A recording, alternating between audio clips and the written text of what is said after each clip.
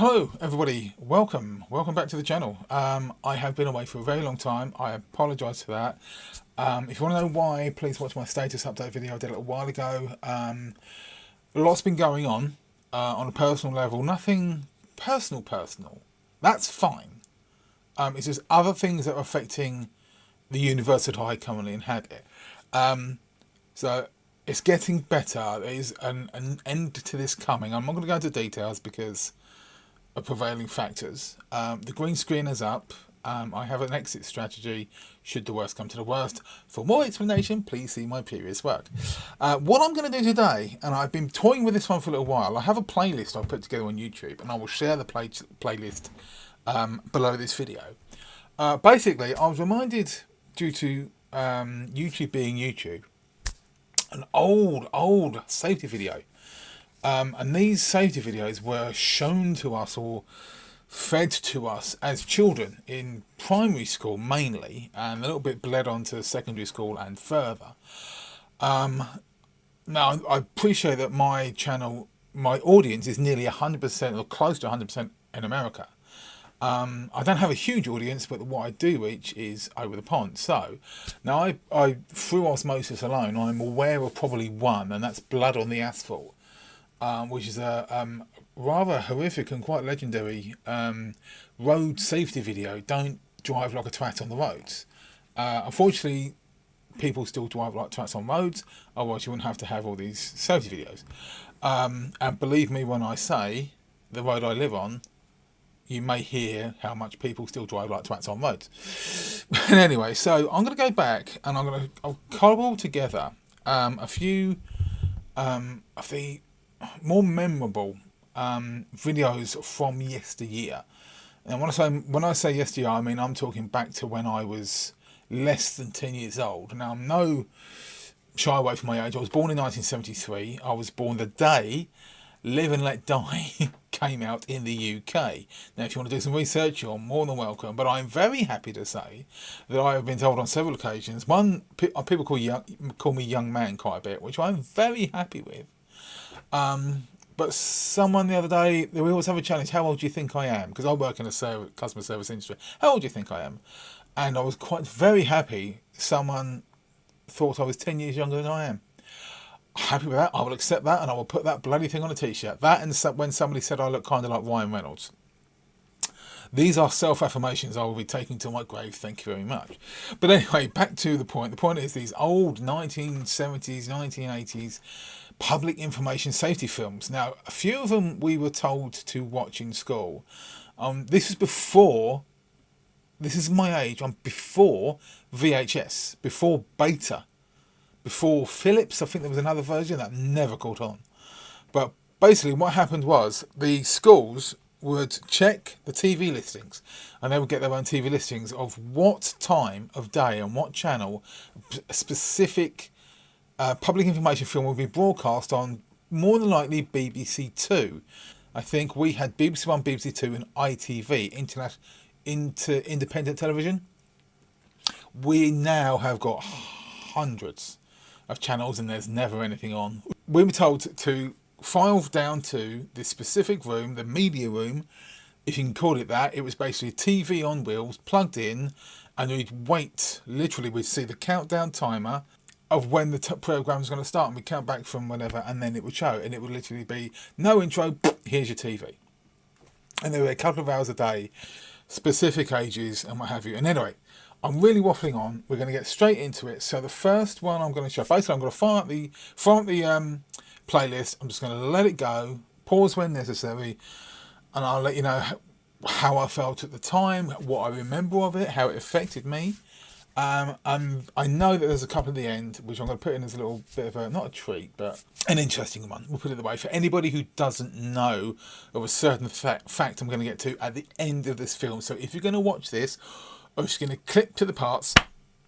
Sorry, I was just out of Chinese. So if you're going to clip to the specific parts, slip to the end, about 5 or so minutes from the end, I'm guessing. And there's a someone who is very much in the lore of the current universe we inhabit, someone who's probably a household name, but in the UK, before that, he was known as something else, and we're going to get to that when we get to it. So without any further ado, let's fire up the channel. Let's see if I can get OBS to work properly, and we'll go from there. So prepare to be horrified, entertained, and think, oh yeah, I remember that one. You find escalators everywhere these days, and we take them for granted. As a child, first intro terrified me, and you will see why. But don't take your child's safety for granted. Accidents can happen. Teach them the 3 safeguards. Stand still and don't walk down. Stand steady and hold hands. Stand clear, away from the sides and well within the yellow lines. Don't let this happen to your child. Stand still, stand steady, stand clear. Yes. Absolutely terrifying as a child, and I swore that I would never, ever wear what we call Wellington boots, I believe you call galoshes, on an escalator. I'm reminded of Mallrats, actually. That kid is back on the escalator again. Leave it alone. What? Oh, fuck all you want. Somebody get a medic. There's a little boy caught the escalator. Oh, God. That damn kid is on the escalator again, and then there's a screaming. So this is what I envisioned. I saw this as a child. Many years ago, I saw Mallrats. Scene where Brody comes in, that damn kid is on the escalator again. That's what I remember. That is what I envisioned. That bloody boot getting sucked into the side terrified me. And if I ever did wear Wellingtons on an escalator, these opportunities did not come up very often. But when they did, I stood in the middle of that bloody step. If you've ever gone to London and you've used a tube station, you will know there was a religion, almost a hierarchy, about escalator law, escalator rules. It's kind of Wellington, stay to the right, because people will barrel down past you or past you. They're not getting there any faster, but it's this kind of rule that's grown up. But I'm 52, and I still keep the hell away from the edge. Just getting sucked into the side there. I've seen some pretty horrible CCTV footage of when, I think it was China, a panel got loose, and yeah, it was, the word eaten springs to mind. Let's carry on. Next, please. Well, Kerry, not saying hello to me then? She's not quite herself today. Huh? Show Mrs. Green what you did, love. Oh, how did she do that? Well, it was yesterday evening. We had just a few fireworks for the kids. I thought we were ever so careful, but there's always something you forget to tell them. How did it happen then? It was a sparkler. You wouldn't believe it, would you? I mean, really. It was. I'll put a quick note in here. Now, I'm not entirely sure the laws regarding sparklers and fireworks in general in America. I believe there's some, you're not allowed to own them, or you're not allowed to use them unless it's like professional displays and things like that. But over here, it's now coming up where we are, October. 5th of November is what we call Guy Fawkes Night, the gunpowder plot. It's legendary and it's part of our history and our culture. We sell explosives, prettily, gaily coloured explosives to children, 18-year-olds. And 9 times out of 10, you also get these sparklers, which is basically a rod about that long, I don't know any here, and 50% of it is covered in this material, which is basically dipped gunpowder and other additives that sticks to the metal rods. And then you light it and it makes all these sparklers. You can draw it. Ever seen that meme? Someone has given me fire. Somebody gave me fire! That, basically. Because you're holding a metal rod. And at the other end is on fire. And fire, of course it's a recipe for disaster. These days, if you're good about it, get a carrot. Just a baby carrot, stuck it in there, and that's a holder. Okay? But back in the day, and again, this one stuck with me. I was terrified of sparklers after this. I'm not criticising these videos. They did the job. I'm 52, and I still remember being horrified by it. I was there. I did the lighting. And I took good care they were holding the sparklers properly at arm's length. dancing around, waving them and poking each other's eyes out. Someone So had given what me did fire. happen then? Well, I ask you. I ask you. When the sparkler's finished, back she goes and tries to pick it up. It may look cool, but it's still red hot, isn't it? What a silly girl, then. Make sure. Gee, screw you, Mum. Why weren't you supervising me? But yeah, again, fireworks, interesting concept over here. Back in the day, my niece, who is now, I won't tell her, but she was born in 89, and her christening, baptism, I suppose, but this is more of a less dogmatically religious kind of thing. Anyway, we had a party, and it was November 5th, or it was around November 5th, so everybody bring fireworks, we'll have a big do. Everybody bought fireworks, and you can have selection boxes, and they come in boxes of 50. Somebody goes overboard, £10 for one firework, goes, boom. I was there for an hour, and I just started smoking, or publicly smoking, so I was lighting one with a little lighter and lighting another one with a cigarette. I was doing 3 at once. I was still there for a bloody long time. But yeah, it's a bit of an English thing. Let's spend lots of money and just watch it blow up. Next. Polish a floor and put a rug on it. You might as well set a man trap. Hurry up and bring them in the warm. All right. I'll put the kettle on.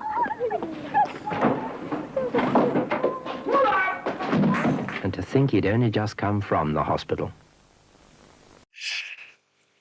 The second way of viewing these was, if you were up late enough, what used to happen was TV would end. If you ever see the episode of The Young Ones, there's no more telly. It means something really heavy.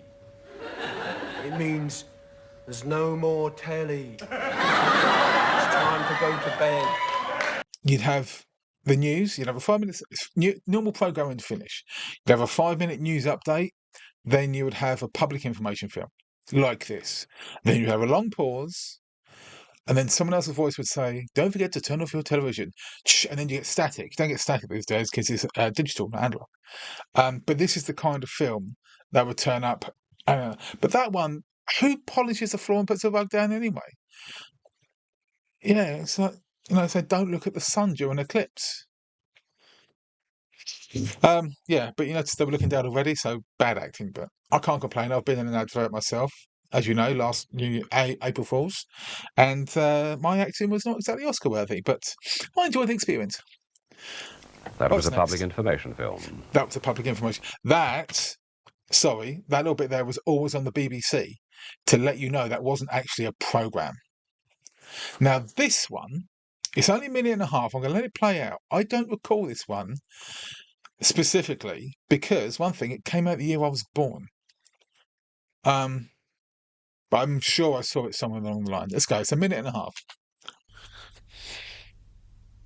I am the spirit of dark and lonely water, ready to trap the unwary, the show-off, the fool. And this is the kind of place you'd expect to find me.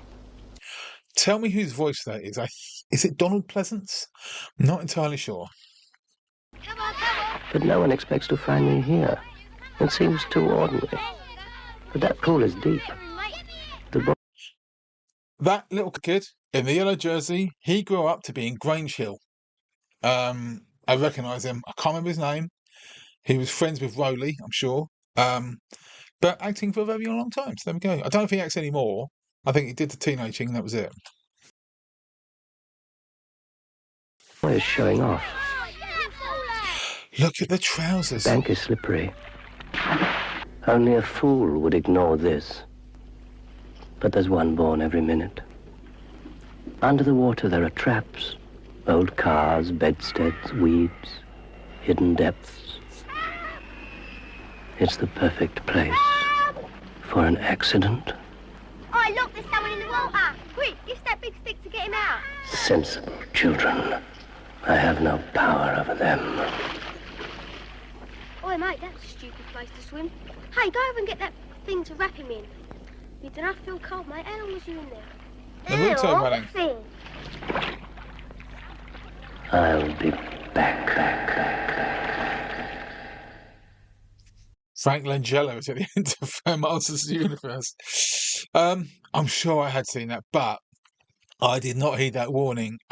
Not far from where I live. I don't know if I said it before. There was a lake. It was a purpose-built lake when they built a new housing estate. It's not far. It's about a mile that way. Literally a mile that way. And in my heady youth, my wild and reckless youth, I did swimming it, and it did taste nice. But so out to a little island, and when I say an island, it was just like a growth. There was nothing solid to stand on. So got a bit scared, turned around, went straight back. But a few years later, somebody died in the lake because they swam in the lake and there's a riptide underneath. Even though it's just a man-made lake, yeah, yeah. So a silly thing to do. I also walked across when it's frozen in winter. I walked across the lake to sit on this heron sculpture, and then walked back. The ice is probably only about that thick, which is what 2 inches. Held my weight at the time, wouldn't now. So don't do what I did, kids. Don't do what don't does. Simpsons reference. This is a more recent one, I think. This was more a TV rather than school. Tax disc.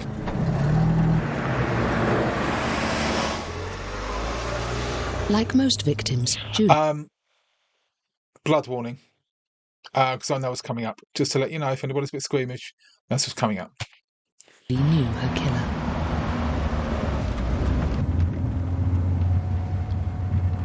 It was her son. He wasn't wearing his seatbelt. After crushing her to death, he sat back down. Think, always wear a seatbelt. Back in the day, seatbelts weren't compulsory in the back of a car. In fact, they weren't even fitted. I remember going down to the coast on the odd weekend with my family, just for a day at the beach, and we'd be playing the footwell in the back seats because there was nothing holding us onto the back. There were no seatbelts. I can't remember when it was put in, but as soon as it was law, my dad was on it like that. He got them thing retrofitted. But to not wear a seatbelt when it was one fitted, yeah, there's a video. I don't know if it's fake. A guy got in it might have been an Uber or it might have been a friend's car, and he's drunk, and the driver says, "Put your seatbelt on." No, I'm not going to put your seatbelt. Put your seatbelt on. So he drives along and stops, and he slams into the dashboard. Put your bloody seatbelt on. Bro, come on, put it on. Don't wear seatbelts. Put it on! So that is what I would do if somebody refused. As long as I am, if somebody refused to put seatbelt on my car, I would not drive the car. Because if there was an accident, this is the something. It's not joint enterprise. It's something along those lines. If somebody's in an accident and they have an injury because they weren't wearing a seatbelt, as a driver or the controller of the vehicle, you are also responsible for the safety of that driver, so you can get done. But golden rule: put your bloody seatbelt on. It sickens me, and I still see it a lot. People not wearing seatbelts, no driving vans usually. But anyway, next. Right, what I'm going to do, I'm going to show you a bit of the next one, and I'm going to stop, and then I'm going to skip to the next one, and there's a very good reason for that. So bear with me to start with.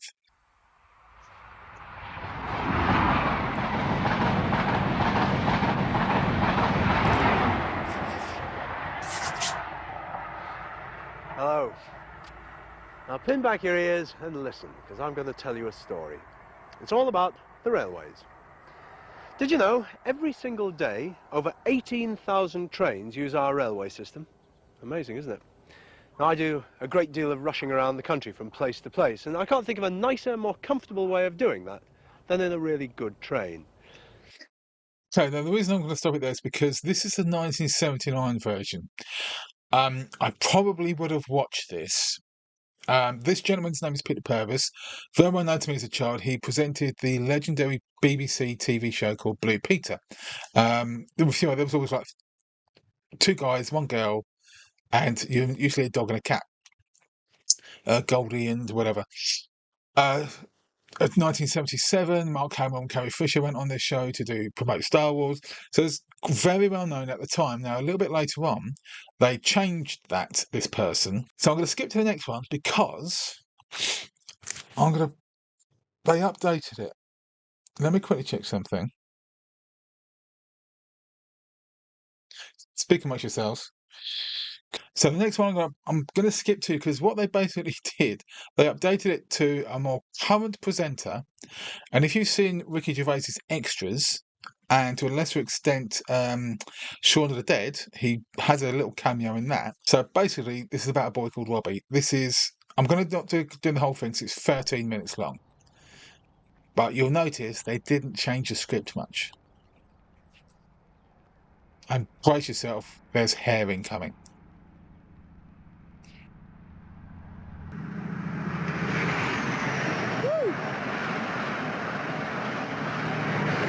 And there she goes. Hello. Okay, folks, right now it's time to pin your luggos back, because I'm going to tell you a story which is all about, you've guessed it, the railways. Did you know that we use 18,000 trains per day? It's an awful lot of trains, an awful lot of people, and an awful lot of miles. In fact, I travel around about 30,000 miles per year by train, and I can't think of a more relaxing and comfortable way of doing things. Well, our story today is about something else, or rather, someone else, a young lad called Robbie.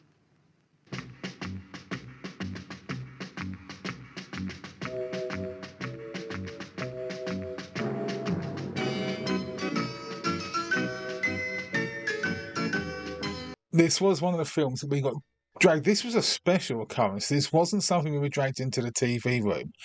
This one, we were brought into the main assembly hall, and they set up a whole projector with audio, which is fantastic at the time. I was watching The Cat from Outer Space down there as well.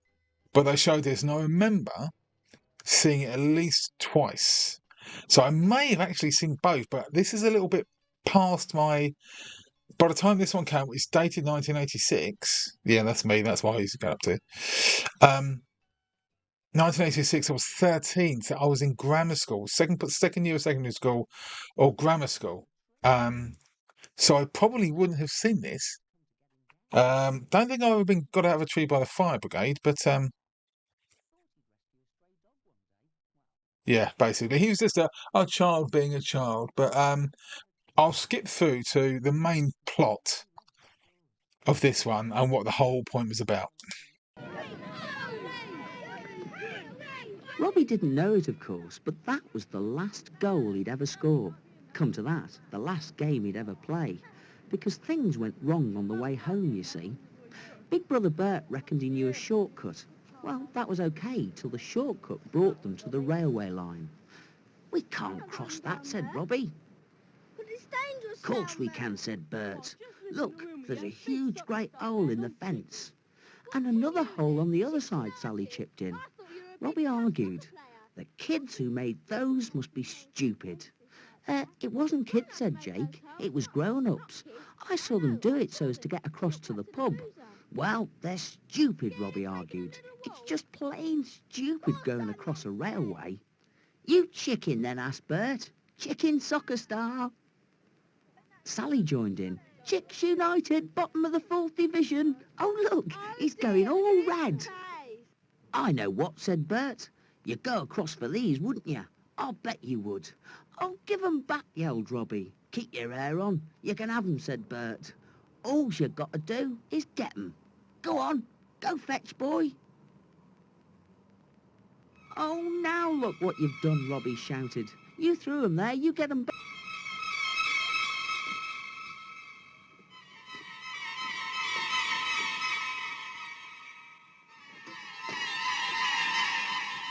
"Come on, Robbie, what are you doing?" yelled Sally. "Get in my boots," said Robbie. "Oh, leave them, for goodness sake," shouted the others. "Not on your life," Robbie shouted back. "Mum could never afford new ones." Okay, another little thing that's different between the original Peter Purves version was, in that one, I'll show you a clip, he literally just falls over, which doesn't make a lot of sense when the end of the film comes up. But this one makes a lot more sense in the context of the ending.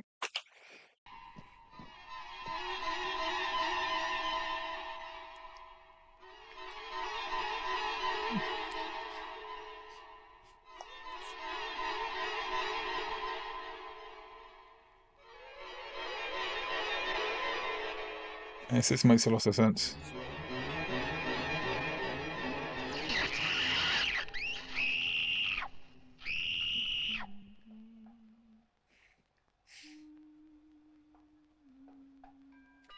One thing I do remember about watching the this in the assembly hall was a lot of the girls, because it was in a mixed school, starting to get a bit upset about now because I think they'd seen it before as well.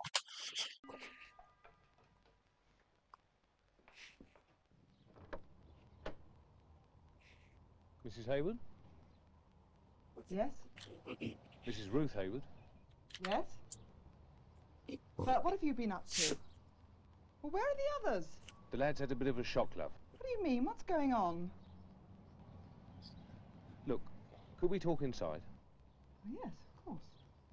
The coppers have some rotten jobs sometimes, like ringing a doorbell and telling a mum a boy won't be home for a long, long time.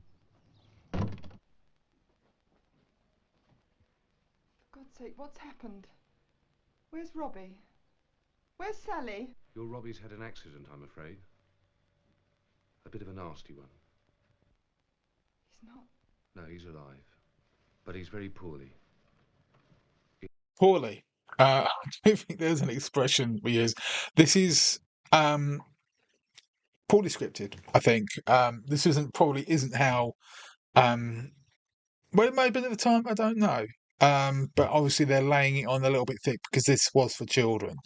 Imagine your mum being spoken to like this by a police officer with a very sombre expression, just trying to ignore the brasses down the road and the little ornamental horse with the carriage. Everybody had one of those. It happened on the railway. Well, where is he? I've got to see him. No, that wouldn't be a good idea, love. Not just now. He's in hospital. You can't see him, not yet. Who says I can't see him? I'm his mother. I've got a right. Sorry, love. He's badly hurt. You'd only be in the way. Again, another one, separation anxiety, separating the parents, the caregiver from the child in a moment of extreme stress. This would not have happened, but obviously you've got to ingrain this sense of fear into the child who's watching this, that this is what was going to happen if you get mucked around on the railways. You wouldn't have your mummy or your daddy to come and look after you. Oh, dear God. Is it as bad as that? I know it's hard, but all we can do is wait. They've promised to phone the moment there's any news. Tell you what, let me put the kettle on. Nice cup of tea. Just open the door in my face, thanks very much. How did it happen? Best not to go into all that now. I've got to know what the hell happened. Well, we haven't got all the details yet. What happened? But it seems the kids were down... The copper didn't tell it all, of course. But 25,000 volts, 100 times what you get at home. Well, it just fries you. Mm-hmm.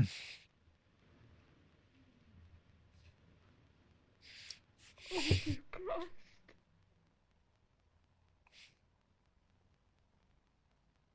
And Sally was in hospital too, they said. No, she wasn't hurt. But all of a sudden she couldn't speak, you see. Not a word. She just lay there and stared. Didn't seem to notice anything. Some say the nurse is still there, stroking her hair to this day. Best to drink it up, love. It'll do you good. You've had a bit of a scare. Bert ought to drink up his tea and keep warm, they said. He'd had a nasty fright. Robbie still keeps his boots. Nobody knows why. Not even Robbie. After all, there'll never be any use to him. Chances are he'll spend the rest of his life in his wheelchair.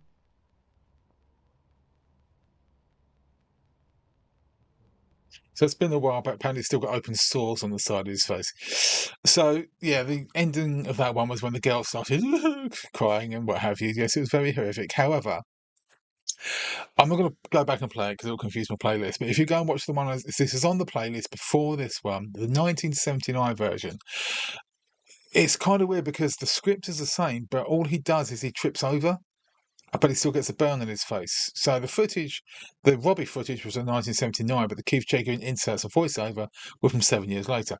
Very strange. Obviously, they just updated it for a more current version because Keith Chegwin at the time was Cheggers Plays Pop. It was Saturday's Swap Shop.